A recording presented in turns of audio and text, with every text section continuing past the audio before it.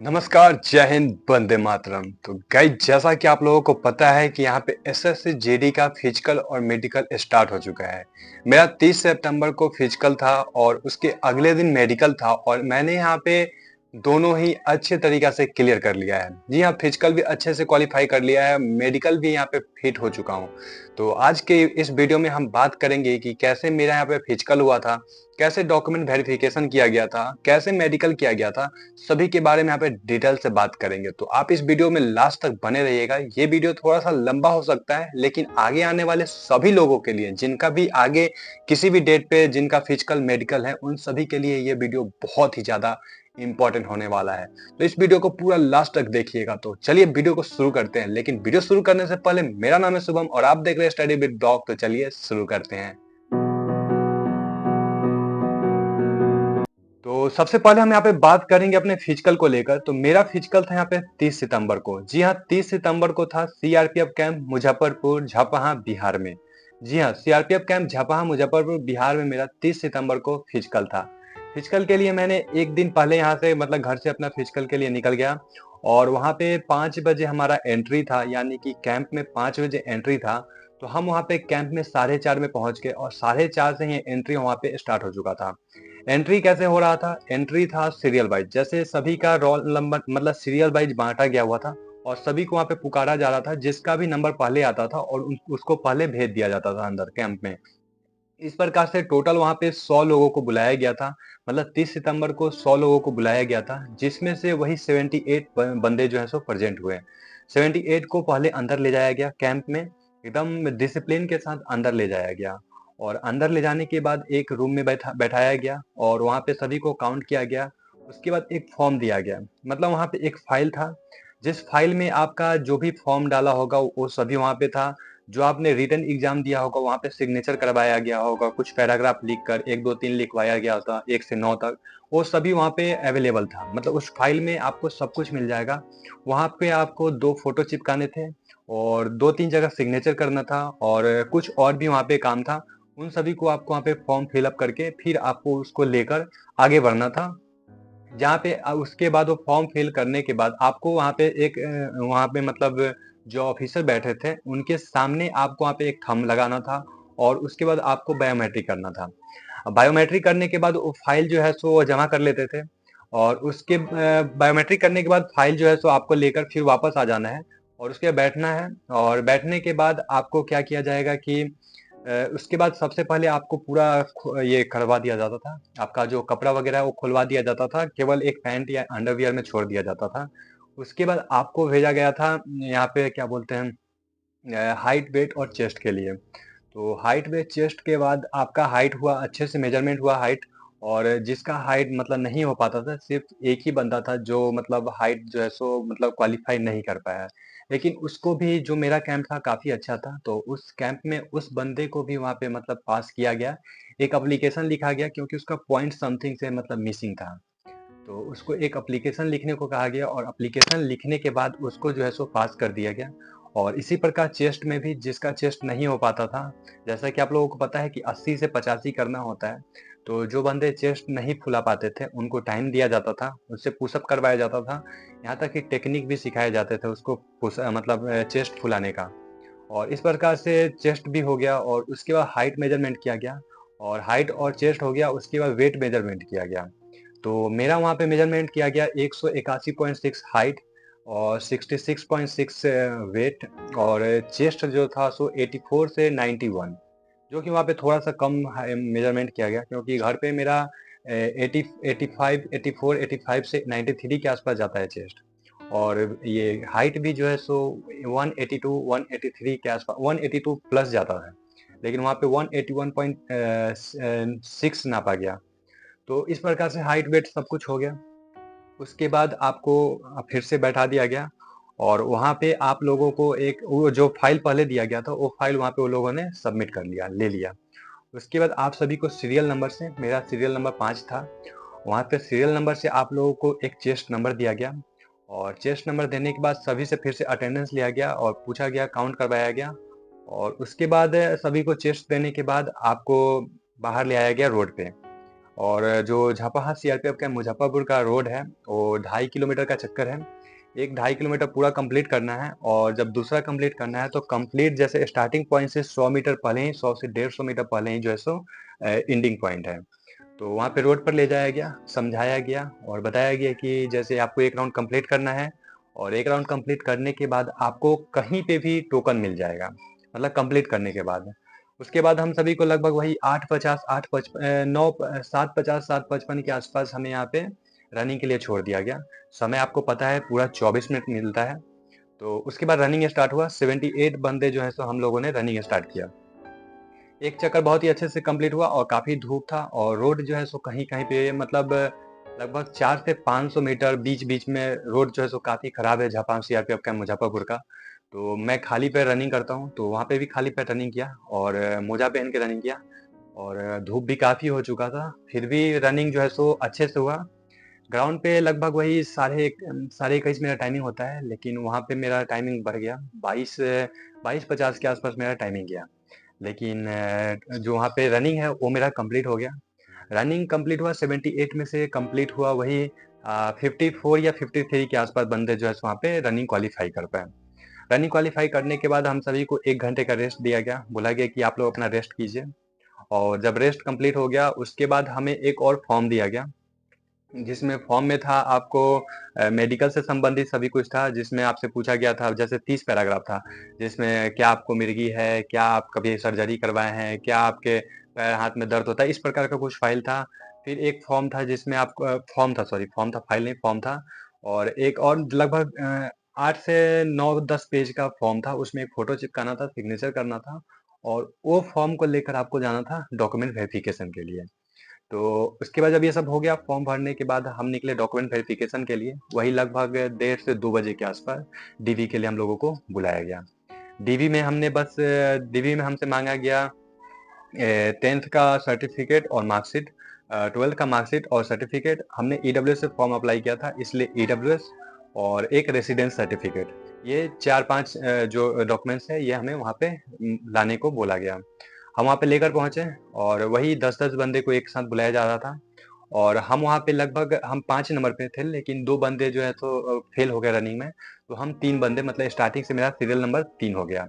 और 3 होने के बाद वही हम लोगों को बुलाया गया, और वहाँ पे फिर डॉक्यूमेंट वेरिफिकेशन अच्छे से किया गया। एक बार बस आपसे रोल नंबर और फादर्स नेम और मदर्स नेम मिलाया गया। और जब वो सब मिल गया, उसके बाद एक और ऑफिसर आए, और वो सिर्फ 10th का सर्टिफिकेट लिए, और उससे एक एक स्पेलिंग अच्छे से मिलाए, और यहाँ पे अच्छे से हो गया। और लगभग वही 10 बंदे के आसपास जो है सो ईडब्ल्यूएस में वहाँ पे बाहर किए गए। बाहर नहीं किए गए, उन सभी को वहाँ पे टाइम दिया गया 10 दिन का। मतलब मेरा 30 तारीख को था, तो 30 तारीख से उन लोगों को कहा गया कि आप 10 तारीख को यानी 10 अक्टूबर को अपना डॉक्यूमेंट्स ये करवा के सुधरवा कर लेके आएंगे। तो उनका डॉक्यूमेंट्स क्या था कि वो ईडब्ल्यूएस जो है सो क्रूशियल डेट से पहले का मांग रहे थे, यानी कि 31 दिसंबर 2023 से पहले का उनको ईडब्ल्यूएस चाहिए था, और 1 अप्रैल के बाद का चाहिए था। और उसके बाद यानी 2024 का कोई भी डॉक्यूमेंट्स उन्होंने नहीं लिया। और वही जिनका भी डॉक्यूमेंट्स में दिक्कत हुआ, उनको 10 लोगों को अगले दिन, मतलब 10 दिन का समय दिया गया।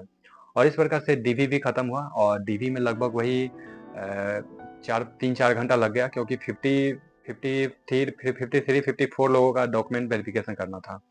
और उसके बाद 6-7 बजे तक ये डॉक्यूमेंट वेरिफिकेशन चला। और उसके बाद क्या बोलते हैं, वहाँ पे हम लोगों को लगभग वही पहले दिन हम लोगों को छोड़ा गया 8:30-9 बजे के आसपास। फर्स्ट दिन हम लोग को 8:30-9 बजे रात को छोड़ा गया, यानी कि 4 बजे जो हम एंट्री किए, उसके बाद रात को 9:30 बजे हम लोगों को वहाँ पे छोड़ा गया सेंटर से। और फिर हम लोगों को अगले दिन बुलाया गया कि आप लोग साढ़े 7 में आप लोग हमारे यहाँ पे प्रेजेंट हो जाएंगे सेंटर पे अगले दिन, यानी कि 1 अक्टूबर।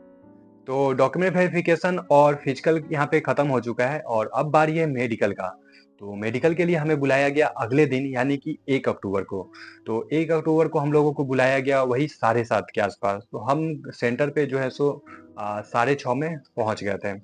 और उस दिन बहुत ही जल्दी किया गया, 7:30 में पहुंचा, एंट्री वैसे ही किया गया। उस दिन मैं सीरियल नंबर 3 पे आ चुका था, क्योंकि 1 नंबर वाला और 3 नंबर वाला जो बंदा था, वो फिजिकल जो है सो फेल कर गया था। इस कारण से मैं सीरियल नंबर से 3 नंबर पे आ गया था। और उसके बाद हमें अंदर बुलाया गया, लाइन में लगाया ही गया था कि वहाँ से जो उस्ताद जी थे, जो मतलब वहाँ का कमांडर था, जो हम लोगों को मतलब ये गाइड करता था, वो उन्होंने कहा क्या कि अब आप लोगों को चलना है हॉस्पिटल, और हम लोगों को खाली पेट बुलाया गया था। सबसे बड़ी बात, खाली पेट बुलाया गया था क्योंकि हम लोगों का उस दिन ब्लड टेस्ट लेना था, यूरिन टेस्ट लेना था, और क्या बोलते हैं ये क्या बोलते हैं, एक्स-रे करना था। इस कारण से हम लोगों को उस दिन बुलाया गया था, ये खाली पेट बुलाया गया था। और जैसे ही हम लोग वहाँ पे एंट्री किए, सबसे काउंट करवाया गया स्टार्टिंग से, और उसके बाद सभी को लेकर चला गया हॉस्पिटल, मतलब सीआरपीएफ कैंप में ही हॉस्पिटल है, उसी में हम लोगों को लेकर गया जाया गया। और वहाँ पे लगभग 9:30 के आसपास हम लोगों का फिर से यहाँ पे ब्लड टेस्ट और यूरिन टेस्ट स्टार्ट हुआ। 2 चीज़ वहाँ पे कंप्लीट हुआ। वही लगभग कंप्लीट होते-होते 53 लोगों का उस दिन 43 लोग थे, क्योंकि 10 लोगों को डीवी में 10 दिन का टाइम दिया गया था। इसलिए उस दिन सिर्फ 43 लोग थे। उसके बाद लगभग वही डेढ़ 2 बजे तक हम लोगों का जो है यहाँ पे ब्लड टेस्ट और यूरिन टेस्ट कंप्लीट हुआ। और वहाँ से हम लोगों को एक कमांडर जो गाड़ी आती है आर्मी वाली, फौज वाली, उसमें भरकर वहाँ से लगभग 3-4 किलोमीटर दूर मुजफ्फरपुर में जीरो माइल है। जीरो माइल में आईटी मेमोरियल एक प्राइवेट हॉस्पिटल है, वहाँ पे हम सभी को ले जाया गया, जहाँ पे हम लोगों का एक्स-रे हुआ। एक्स-रे होने के बाद वहाँ से लगभग वही हम लोग 4 बज साढ़े 4 के आसपास जो है सो फिर से कैंप वापस आए। साढ़े 4 के आसपास कैंप वापस आए, तो हम लोगों ने उनसे कहा कि सर बहुत थक गए हैं, कम से कम 10-15 मिनट का टाइम दिया जाए। तो उन लोगों ने 10-15 मिनट का टाइम दिया, और वहाँ पे हम लोगों ने नाश्ता किया। खाना का व्यवस्था भी है वहाँ पे। ₹40 में राजमा चावल मिल रहा है, पकौड़ा वगैरह मिल रहा है, लस्सी मिल रहा है, आप फ्रूटी वगैरह भी ले सकते हैं, और कुरकुरे, बिस्किट सब कुछ अवेलेबल है उस वहाँ पे मेस में। तो वहाँ पे 10-15 मिनट के लिए हम लोग मेस में गए, बैठे ही थे कि तब तक कॉल आया कि आप लोगों को फिर से आना है मेडिकल के लिए। तो अब यहाँ पे बारी है मेडिकल की, यानी कि ब्लड टेस्ट, यूरिन टेस्ट, और यहाँ पे ये एक्स-रे हो गया, और अब हम लोगों को बुलाया गया लास्ट में मेडिकल के लिए। तो मेडिकल के लिए 3 बोर्ड बनाया गया, बोर्ड 1, बोर्ड 2 और बोर्ड बोर्ड जो है सो 3। तो बोर्ड 1 में 14 बंदे थे, और बोर्ड 2 में भी 14, और उसमें भी 14, यानी कि वही 42-43 बंदे पास हुए थे, तो उन्हीं में 3 बोर्ड बनाया गया। और फिर जब मेडिकल स्टार्ट हुआ, तो मेडिकल में सबसे पहले क्या किया गया, पहले हम लोगों का ग्रुप बनाया गया, और एक जगह बोर्ड 1 में हम लोगों का था। उन सभी को मतलब लाइन से बैठा दिया गया। सीरियल नंबर हम 3 में आ गए थे, क्योंकि 10 बंदा ये हुआ था, 3 बंदा फेल हुआ था, और 10 बंदे को आपको डीवी में 10 दिन का टाइम दिया गया था, और उसके बाद 43 लोग बचे थे। हम 3 नंबर सीरियल नंबर पे थे, और बोर्ड नंबर 1 में थे। तो मेडिकल में सबसे पहले जैसे हम लोग बैठे, वैसे ही उसके बाद एक जो डॉक्टर है, उनका असिस्टेंट होता है, उन लोगों ने वो आके हम लोगों को समझाया, बहुत ही अच्छे तरीक़े से समझाया कि आप लोगों को डरना नहीं है, बिल्कुल अच्छे से काम करना है, मतलब जो भी डॉक्टर साहब पूछते हैं, उनका अच्छे से जवाब देना है, बिल्कुल डरना नहीं है। बहुत अच्छा तरह से बताया गया।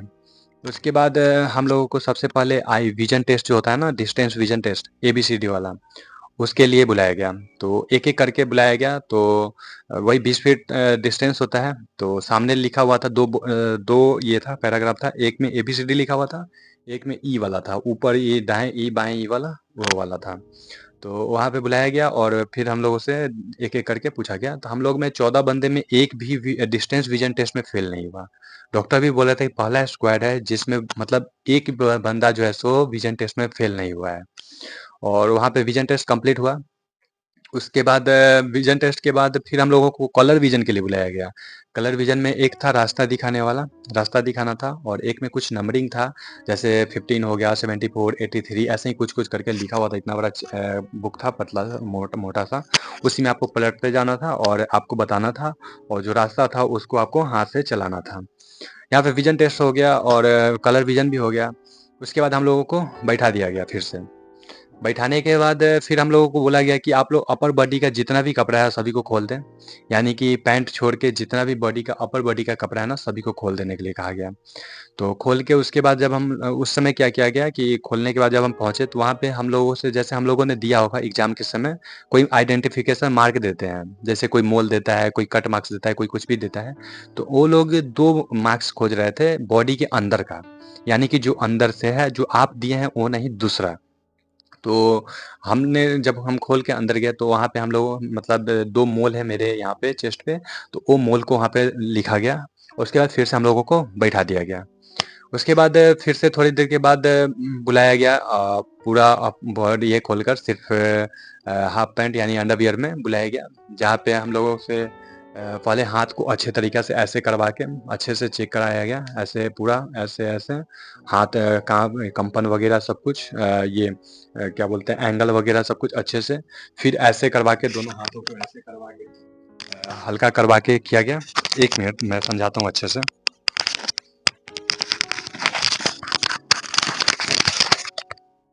तो पहले हाथ को ऐसे करवाने के लिए कहा गया पूरा, उसके बाद ऐसे किया गया और पूरा ये एंगल जो है सो एंगल को पूरा अच्छे तरीके से उन्होंने देखा और उसके बाद फिर ऐसे किया, ऐसे करने के लिए बोला गया और ज़्यादा टाइट करने के लिए नहीं कहा गया और ऐसे करके टॉर्च मार के उन्होंने पूरा देखा बॉडी पे कि कहीं कोई निशान नहीं है, कोई कट-वट नहीं है, कोई क्या बोलते हैं वो तो नहीं है, क्या बोलते हैं वो टैटू वगैरह।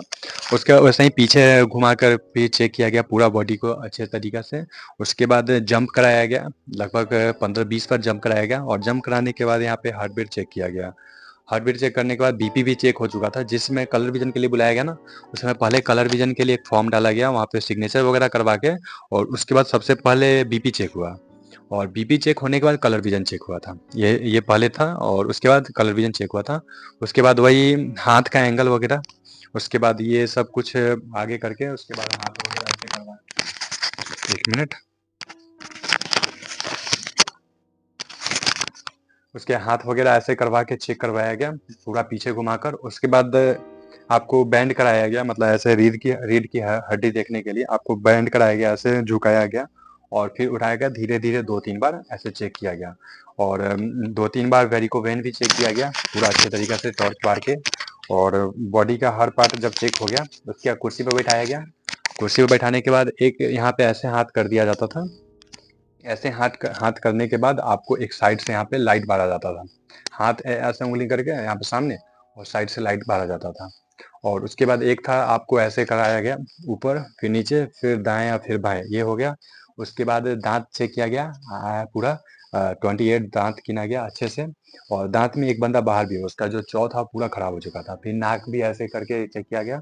उसके बाद नाक एक बंद करवा के और साँस लिया गया, बोला गया कि 10 बार आप साँस लीजिए, दोनों से इसी प्रकार से। कान में टॉर्च मार के और वो लगा के जो होता है ना मशीन, वो लगा के चेक किया गया कान। उसके बाद ये सब चेक किया गया पूरा अच्छे से तरीक़ा से, वेरिकोवेन और नोकनी वगैरह सब कुछ, फ्लैट फुट वगैरह सब कुछ वहाँ पे चेक कर लिया गया अच्छे तरीक़ा से। जब सब कोई का ये कंप्लीट हो गया, उसके बाद सबसे लास्ट में यहाँ पे मतलब प्राइवेट पार्ट वगैरह चेक किया गया, प्राइवेट पार्ट का और वो भी डिटेल से पूरा मतलब अच्छे तरीक़ा से वहाँ पे सब कुछ चेक किया गया और वही लगभग 7:30 के आसपास पहले दिन, मतलब मेडिकल के दिन 1 अक्टूबर को 8:30 के आसपास तक हम लोगों का पूरा मेडिकल जो है सो कंप्लीट कर दिया गया। मतलब 3 बोर्ड बना था, फर्स्ट बोर्ड और थर्ड बोर्ड का मेडिकल जो है सो 1 अक्टूबर को कंप्लीट कर दिया गया और थर्ड बोर्ड में सिर्फ अपर बॉडी का आई वगैरह नोज, मतलब जितना भी इसके ऊपर का बॉडी है ना, वो बचा रहा और उसके बाद जब ये सब कुछ कंप्लीट हो गया, तो हम लोगों को लगभग 8:30 बजे के आसपास छुट्टी दिया गया और हम लोगों को बुलाया गया 3 अक्टूबर को, क्योंकि 2 अक्टूबर को गांधी जयंती था, इसलिए 2 अक्टूबर को बंद था, तो 3 अक्टूबर को हम लोगों को बुलाया गया 8:30 बजे। उस दिन हम लोगों का रिपोर्ट का टाइम था। तो फिर हम 8:30 में 3 अक्टूबर को पहुँचे और 3 अक्टूबर को पहुँचने के बाद सबसे पहले तो बैठाया गया, क्योंकि हम लोगों का वहाँ पे सब कुछ कंप्लीट हो चुका था मेडिकल वगैरह और जो 2 बोर्ड वाले का बचा था, उन लोगों का मेडिकल स्टार्ट हुआ, उन लोगों का मेडिकल पूरा हुआ है डिटेल से, क्योंकि उन लोगों का कुछ बचा हुआ था और हम लोग वहाँ पे कैंटीन में रेस्ट कर रहे थे। रेस्ट क्या कर रहे थे, बोर हो रहे थे। जो 8:30 में गए, वो रात के शाम के 5 बजे तक वैसे ही बैठे रह गए। जब शाम को 5 बजा, तो वहाँ पे डॉक्टर के जो असिस्टेंट है वो आए और उन लोगों ने नाम लिया। हम लोग 14 में से 10 लोगों को बुलाया गया और बुलाया कि आप लोग मेरे साथ आइए। वहाँ पे डॉक्टर ने कहा कि आप लोग जो है सो यहाँ पे जिसका भी नाम लिया जा रहा है, ये सभी यहाँ पे फिट है।